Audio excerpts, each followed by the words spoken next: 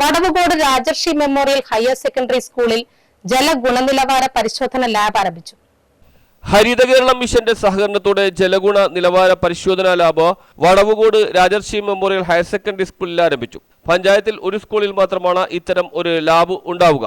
ലാബിന്റെ ഉദ്ഘാടനം വടവുകോട് പുത്തൻകുരിശി ഗ്രാമപഞ്ചായത്ത് പ്രസിഡന്റ് സോണിയ മുരുകേശൻ നിർവഹിച്ചു. നിറം, മണം, total dissolved content, electrical connectivity, pH ammonia, nitrate, E. coli bacteria ഇതെല്ലാം ഈ ലാബിൽ പരിശോധിച്ച് കുടിവെള്ളം ഉപയോഗയോഗ്യമാണോ എന്ന് തിരിച്ചറിയാൻ കഴിയും. കിണറ്റിൽ നിന്ന് കോരിയെടുത്തു കൊണ്ടുവരുന്ന വെള്ളമായിരിക്കും പരിശോധനയ്ക്ക് ഏറ്റവും യോഗ്യം. PTA vice president Manoj Kumar അധ്യക്ഷത വഹിച്ചു. School coordinator father Jithu Mathew, principal Alex Thomas, coordinator Renu Elizabeth Thomas, staff secretary Binu K Varghese, Haritha Kerala mission project coordinator Anjali MK, Saritha Rajan എന്നിവർ പ്രസംഗിച്ചു.